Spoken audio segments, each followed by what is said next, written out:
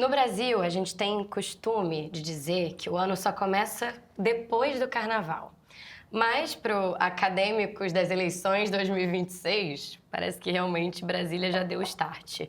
E a pesquisa Genial Quest acabou trazendo o que a pesquisa Meio Ideia já tinha antecipado. Realmente, a disputa entre Lula e Flávio Bolsonaro tá se fechando, tá apertando. Mas, Pedro, tem gente que, quer dizer, tem candidato que parece que nem tá chegando na concentração, não quer nem aparecer. Cadê? Não sei. Você viu? Pois é, eu tô sentindo falta de outros nomes. Pois é, não é você só não. Vamos falar disso? Vamos lá. Vamos nessa.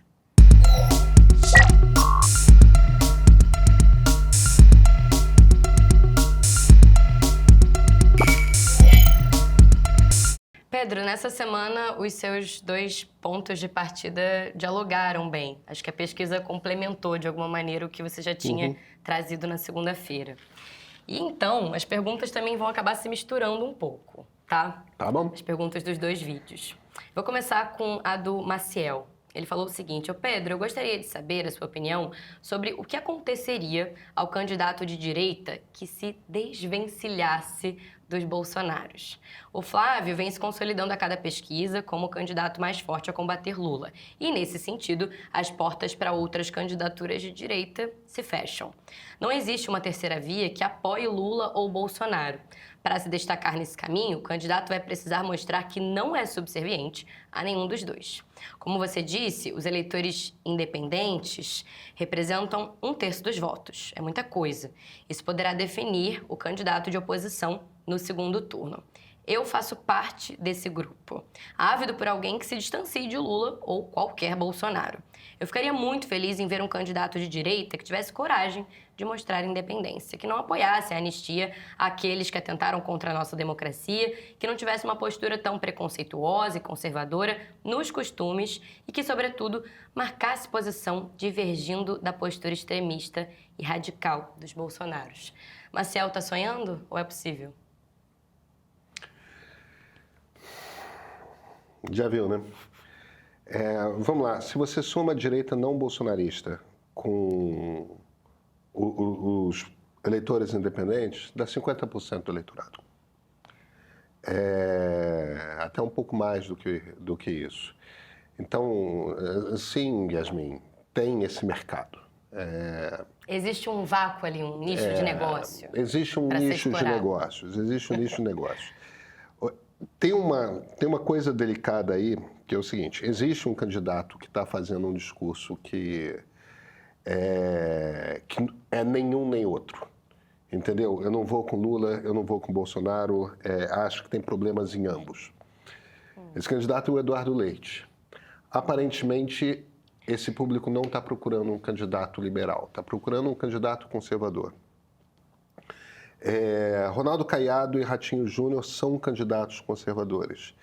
Eles têm demonstrado um profundo receio de se distanciar demais de condenar com clareza o golpismo bolsonarista. E eu acho que isso faz parte do problema que eles têm. Veja. E essa eu acho que é uma questão essencial e crucial dessas eleições. Se a direita é o bolsonarismo, no sentido de que se você não pode condenar o bolsonarismo dentro da direita, então vamos ficar com o Bolsonaro logo. Ah, não tem o Jair, vamos de Flávio. É um pouco isso parece ser o cálculo que o eleitor brasileiro está fazendo. A gente tem que levar em consideração outra coisa. Que outra coisa é essa? Essa outra coisa Flávio Bolsonaro é muito mais conhecido do eleitorado brasileiro do que Ronaldo Caiado, do que Romeu Zema, do que Eduardo Leite, do que Ratinho Júnior. Ele é muito mais conhecido. Então, nessa fase da campanha, é natural que o Flávio esteja descolado dos outros.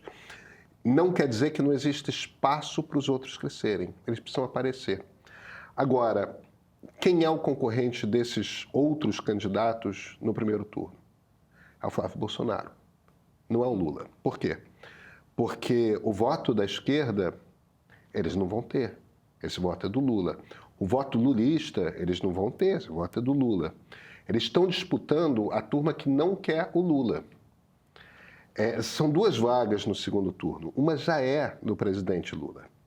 Se você quer chegar lá, você precisa atacar Flávio Bolsonaro.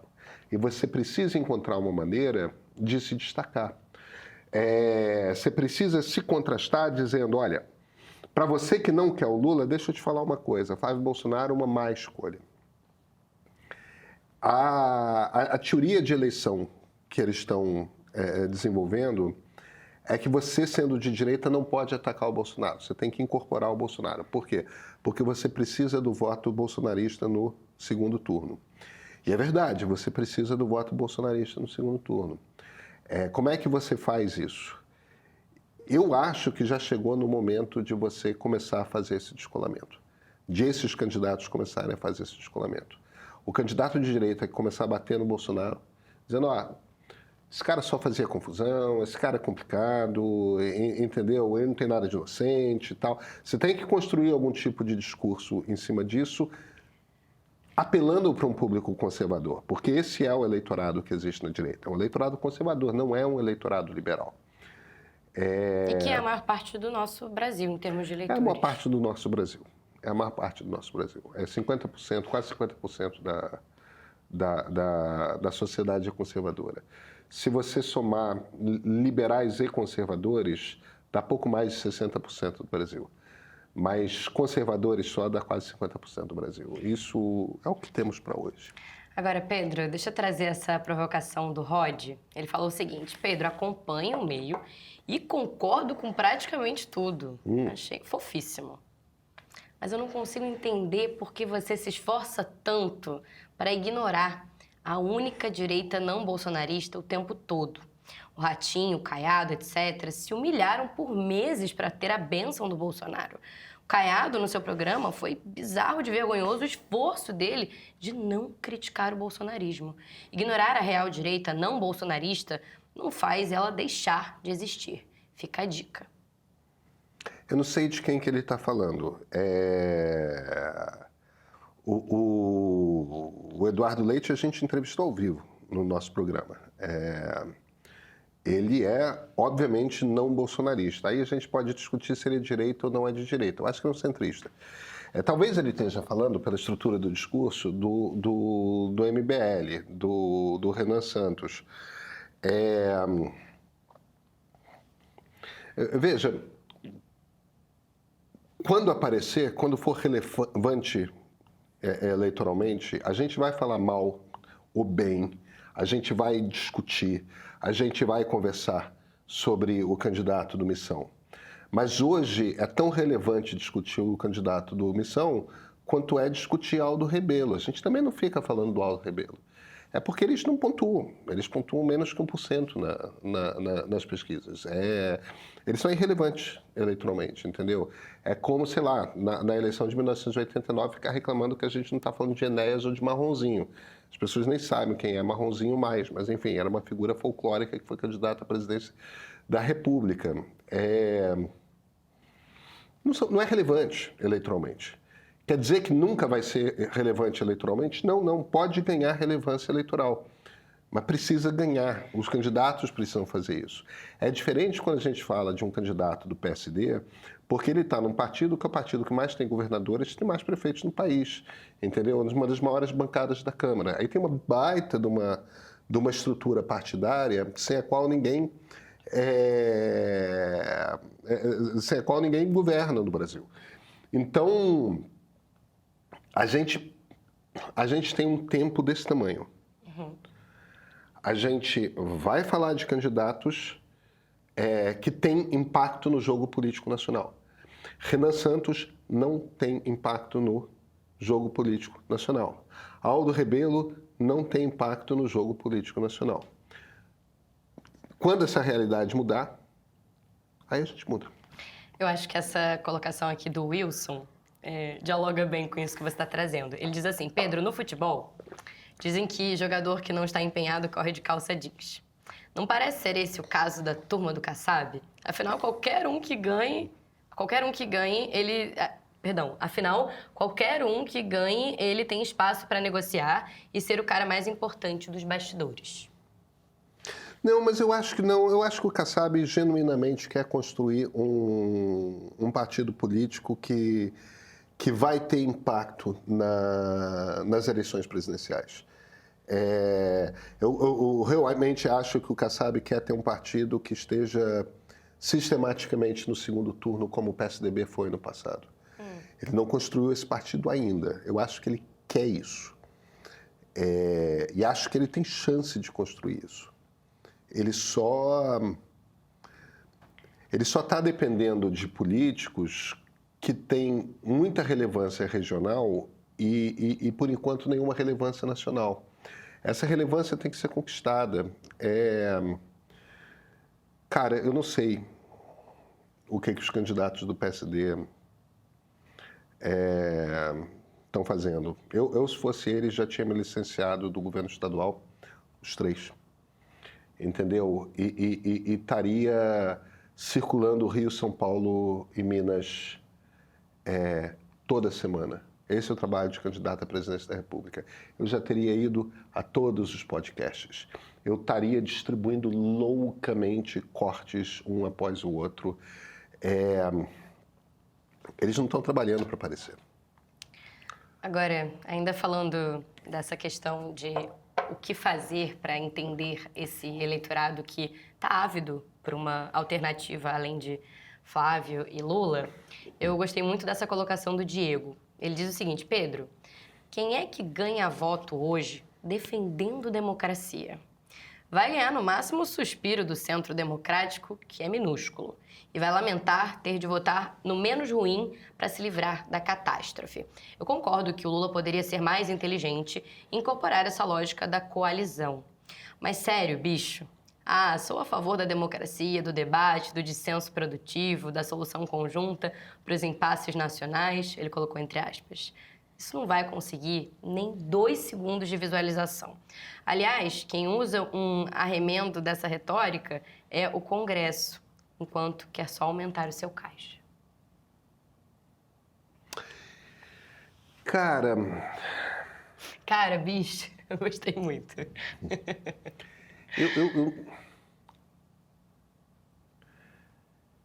Eu não acho que ele esteja errado. E na verdade,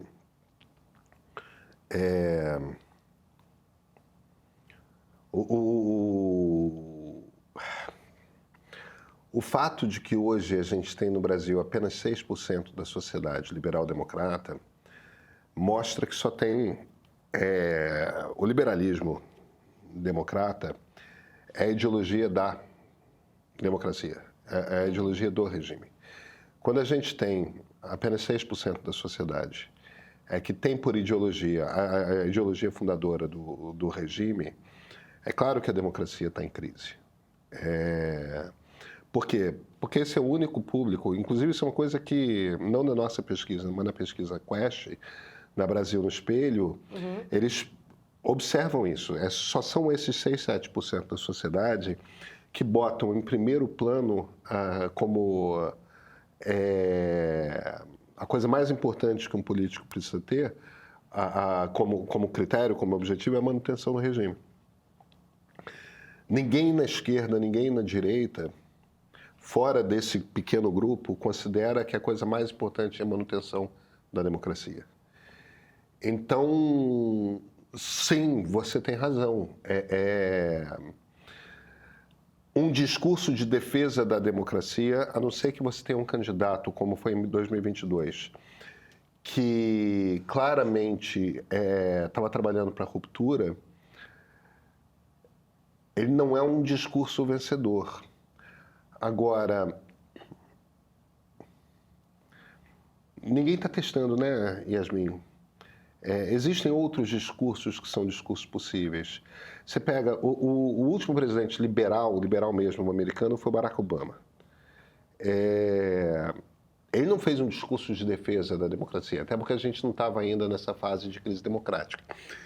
O discurso que ele fez foi um discurso de união. Tipo, não existem os Estados Unidos vermelho e os Estados Unidos azul. Existem os Estados Unidos da América. Sempre enfatizando a coisa da união.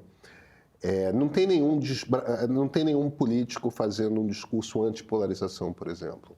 Entendeu? Precisamos nos reconhecer como brasileiros, precisamos voltar a conversar. Se a gente não conversar, se a gente não for capaz de produzir encontros, se a gente não for capaz de produzir acordos, se a gente não for capaz de ceder um pouco, se a gente não for capaz de reconhecer que o outro lado também tem direito de estar à mesa nessa conversa, a gente não anda para frente. Porque, veja bem, se a gente não for capaz de nos reconhecermos todos como brasileiros, com interesse comum, que é que esse país avance, que mais pessoas tenham educação, que mais pessoas tenham saúde, se a gente não for capaz de reconhecer que todos queremos isso, ou que pelo menos a vasta maioria de nós temos os mesmos objetivos, a gente pode discordar a respeito de como que a gente chega lá, mas que temos objetivos comuns, nós temos. A gente não tem candidatos fazendo um discurso anti-polarização. A gente não tem candidatos fazendo, sequer tentando, percebe? Fazer um discurso, existe um outro caminho. Nossas lideranças políticas abriram mão disso. Então, sim, talvez fazer um discurso apenas pró-democracia possa ser uma coisa abstrata demais que as pessoas não entendem o que é. Mas se você traduz o que é esse sentimento democrático, no sentido de precisamos voltar a ser capazes de ouvir, precisamos ser capazes de voltar a conversar, precisamos voltar a reconhecer que o outro lado tem tanta legitimidade de estar à mesa conversando quanto nós. Se a gente não, entendeu? Esquece a abstração da expressão democracia liberal e concretiza isso, transforma isso em valores reais. Direitos individuais, etc. É mais do que direitos individuais. É um exercício de tolerância com quem pensa diferente. Hoje a gente está num clima em que um pedaço grande da direita acha que a esquerda é mal intencionada, é corrupta e não pode sentar à mesa, ela precisa ser expelida. E a gente tem uma esquerda que olha para quem é de direita e acha a mesma coisa. Não vai dar certo, entende? Não vai dar certo. Você não quebra, você não rompe polarização, você não quebra essa crise que a gente está. Você não vai conseguir levar alguém à presidência da República que vai ser capaz de governar. E essa pessoa não vai ser capaz de governar porque ela jamais conseguirá algum tipo de consenso dentro do Congresso Nacional. Por quê? Porque a gente está preso nesse jogo. A gente precisa conseguir romper esse processo de polarização. Agora, precisa convencer as pessoas disso. Sabe, tem esse jogo do discurso político que... Qual é o nome do nosso espectador mesmo? Diego. Diego. Eu entendo o que o Diego está dizendo, mas esse processo da conversa do político com o eleitorado é um processo de mão dupla. No sentido de que, por um lado, sim, se você está falando com um eleitorado que não quer ouvir uma determinada mensagem, você não vai conseguir aquele voto. Por um lado, ele está certo. Mas ele esquece que existe um outro caminho aí, que é o seguinte: também é trabalho do líder político convencer o eleitorado de que ele tem um caminho que é melhor para o país do que outros caminhos que estejam sendo apresentados. Também tem um trabalho aí do político não simplesmente ficar correndo atrás de dizer para o eleitor o que ele acha que o eleitor quer ouvir, e também ter uma certa ousadia de começar a tentar convencer o eleitor de que, cara, presta atenção aqui, esse caminho aqui é melhor. A gente não está vendo ninguém tentar, percebe? Pedro, deixa eu avançar um pouco mais nessa discussão com a pergunta da Valéria. Ela diz o seguinte: a impressão que às vezes eu tenho é que parte dos brasileiros defende uma lógica de cada um por si. Pagar menos impostos, mas também depender menos de serviços públicos. Algo como comércio familiar, sem empregados, saúde privada, educação privada, segurança paga pelos moradores da rua e até o asfalto sendo custeado por quem mora ali. Parecido com o que existia muitas décadas atrás. Mas será que o Brasil realmente era melhor assim? Um modelo desses funcionaria hoje? A gente não acabaria nos aproximando de países que enfrentam grandes dificuldades de organização e desigualdade? Eu não estou dizendo que alguém aqui defenda isso. A minha dúvida é se essa não é a visão que uma parte da população gostaria de ver aplicada. Eu também escuto com frequência o argumento de que é um absurdo pessoas pobres terem acesso à educação pública, porque seriam preguiçosas e apenas desperdiçariam dinheiro do Estado para depois depender de benefícios sociais. Todas as vezes que eu ouvi esse tipo de fala, vieram de pessoas de classe média alta, quase como um mantra. A gente tem, por conta da nossa pesquisa sobre ideologias políticas, a gente sabe quantos por cento dos brasileiros têm essa visão mais individualista. São 11%, são os libertários econômicos. É 11% do Brasil. Isso quer dizer que quase 90%, 89%, joga aí uma margem de erro de uns 2 pontos na pesquisa, 90% da sociedade não pensa assim. E não tem... A nossa pesquisa de ideologias, na verdade, ela confirma uma série de estudos que já existiam a respeito do Brasil. E do que eu estou falando aqui, Yasmin? Ela confirma uma série de estudos, como, por exemplo, o estudo um livro que é espetacular, A Esquerda e a Direita no Brasil, do professor André Singer, que é um estudo, é um livro do final do século XX, início do século XXI, em que o André Singer mostra com muita clareza que o brasileiro quer um Estado forte. Entendeu? A direita brasileira quer um Estado forte para controlar o cidadão. Tá certo? A esquerda brasileira quer um Estado forte para fortalecer os movimentos sociais e distribuir riqueza. Mas ambos querem um Estado forte, presente, atuante. Finalmente algo com o qual todo mundo concorda, né? Eles querem que esse Estado sirva a propósitos diferentes. Mas essa ideia de que o brasileiro não quer um Estado, quer uma coisa cada um por si, não é assim que o Brasil funciona. O Brasil não segue esse caminho. Pedro, vamos avançar um pouco mais na percepção dos nossos espectadores sobre o Lula? Eu vou fazer uma dobradinha, não, né? Eu vou ler 3 aqui, na verdade. A Tatiana, ela fala o seguinte: o Lula é um idoso de 80 anos. Eu não acho nada demais ele não compreender a cabeça de um rapaz de 30 anos da periferia de São Paulo, que é evangélico e motorista de aplicativo, por exemplo. O que eu acho complexo é o Brasil não ter conseguido criar lideranças alternativas, viáveis, mais jovens e conectadas com o nosso tempo.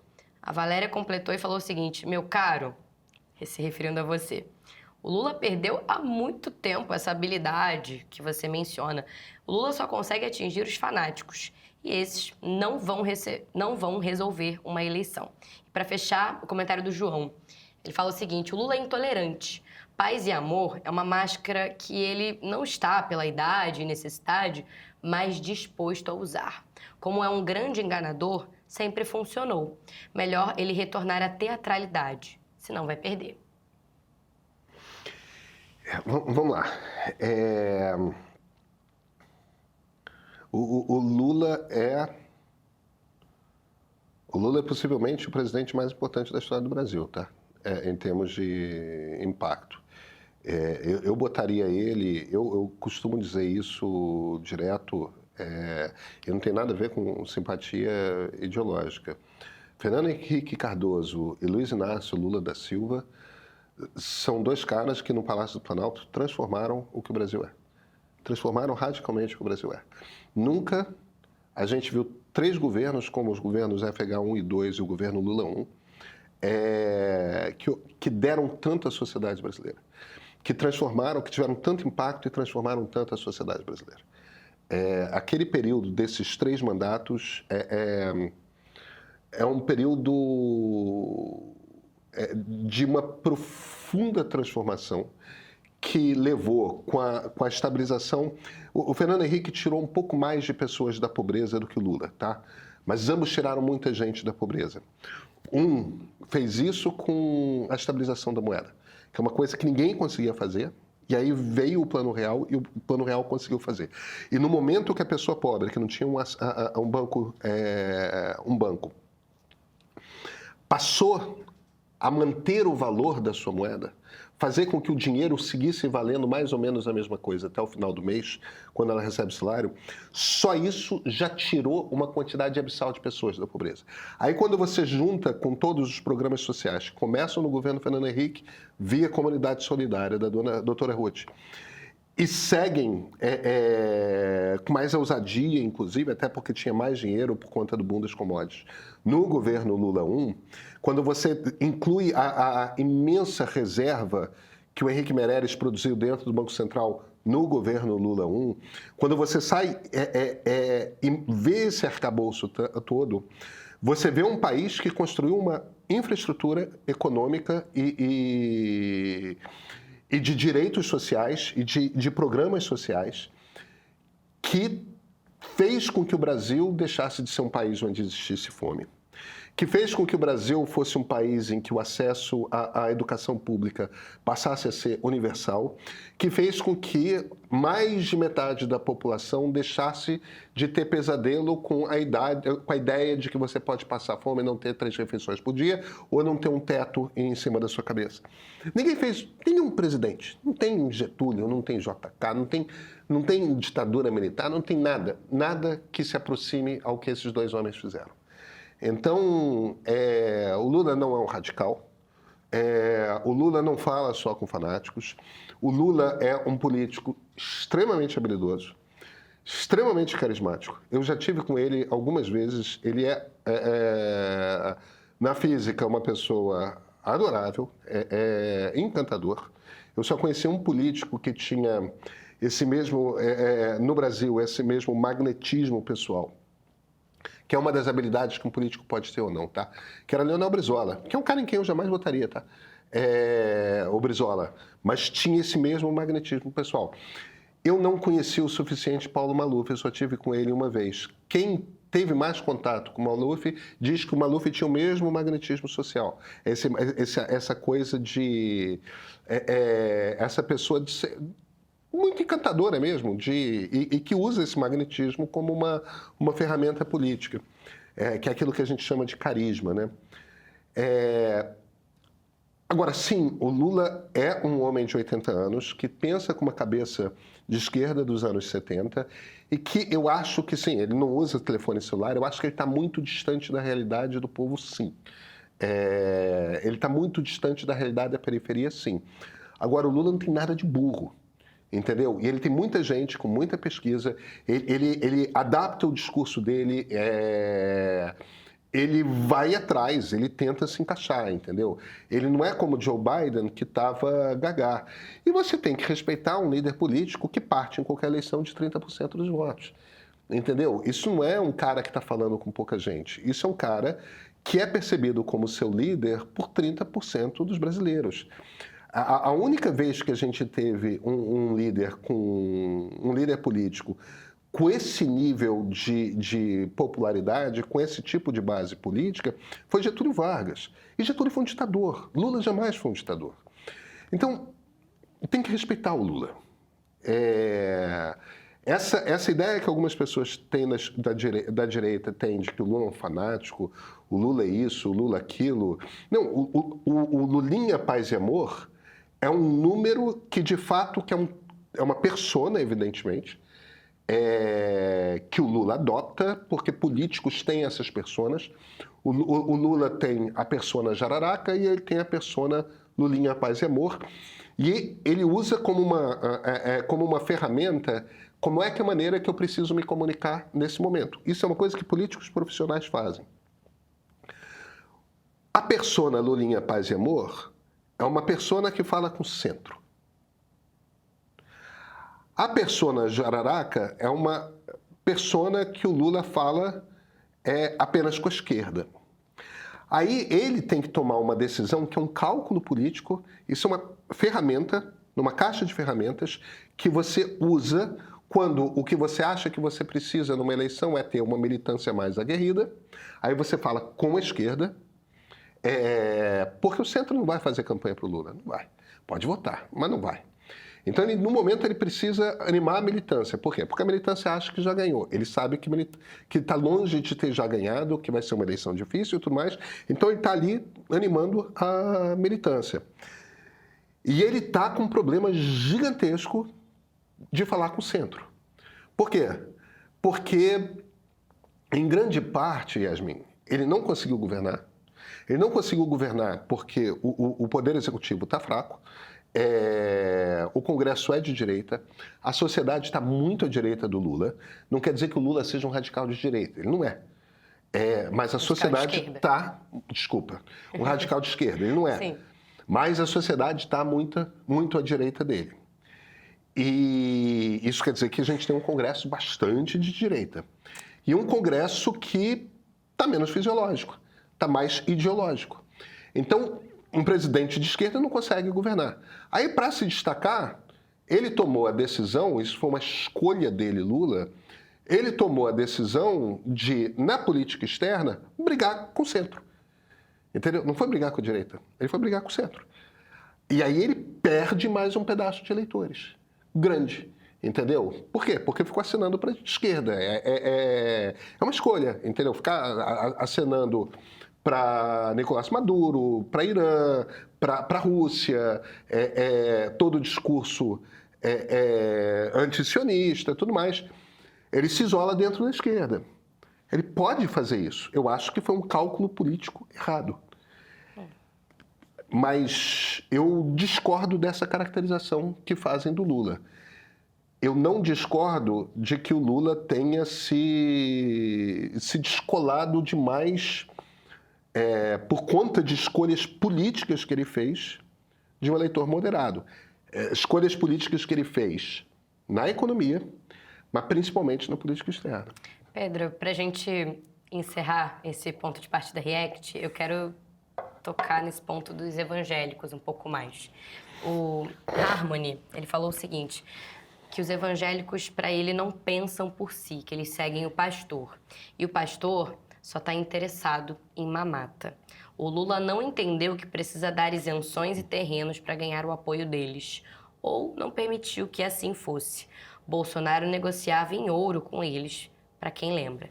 E a Lívia Palmeira trouxe uma outra colocação dizendo que, Pedro, crente pobre, a maioria é preguiçoso e só quer viver da obra, que Deus provenha o seu sustento. Eu recomendo ambos a passar um mês, um domingo por todo domingo, e numa igreja evangélica diferente.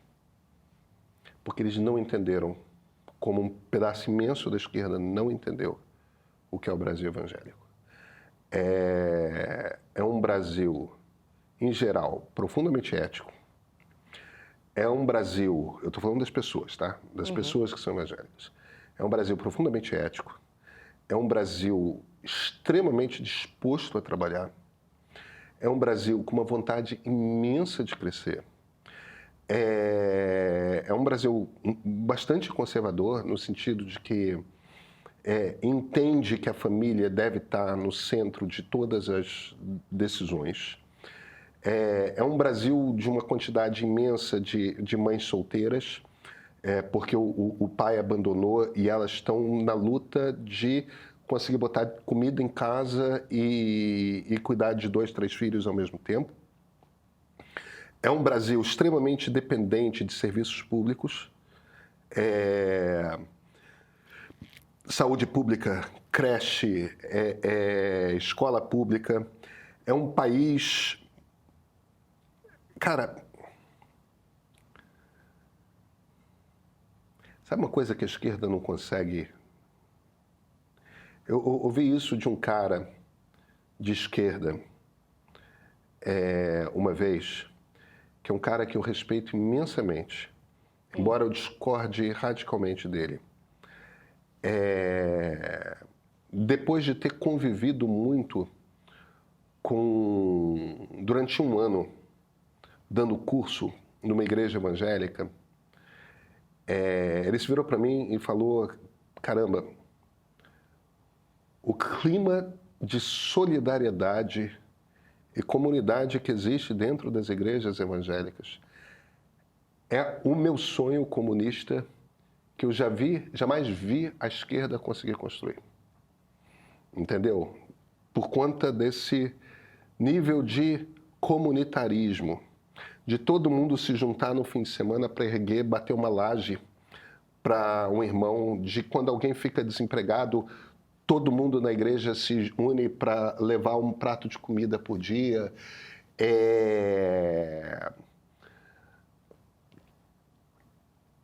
A esquerda vai precisar aprender a olhar de uma forma mais generosa para o Brasil evangélico e para o Brasil do agro, que é também um Brasil com uma imensa gana de crescer, que também é um Brasil com uma capacidade imensa de produzir riqueza, que é também um Brasil que trabalha pra cacete. A esquerda não consegue enxergar o valor e a importância desses brasileiros. E se você soma o Brasil do agro com o Brasil evangélico, a gente está falando o quê? Até porque eles se encontram em alguns casos, né? Sim. A gente está falando de umas 80 milhões, 90 milhões de pessoas. É um pedaço imenso do Brasil. Entende?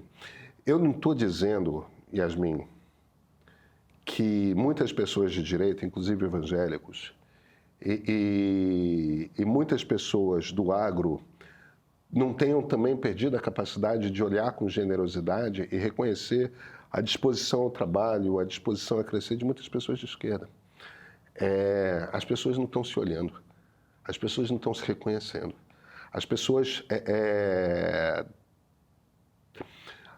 Todo mundo, me parece, introjetou na cabeça uma caricatura do outro e perdeu a capacidade de olhar, de ouvir. Sabe, a gente precisa... No fim das contas, eu acho que esse virou um programa de uma mensagem só, né? Sabe o que o Lula não é? Um líder capaz de unificar o Brasil. A gente está urgentemente precisando de um líder político capaz de olhar com generosidade para todos os brasileiros e reconhecer, sabe, reconhecer o imenso potencial que nós temos. A gente perdeu isso. Agora, quem é esse cara ou essa mulher? Precisa aparecer. Urgentemente. Será que vai ser um milagre de carnaval? Quem sabe? Quem sabe, né? Quem sabe? Pedro, bom carnaval pra você. Para você também, Yasmin. Eu vou aproveitar, pode deixar. Eu tenho certeza.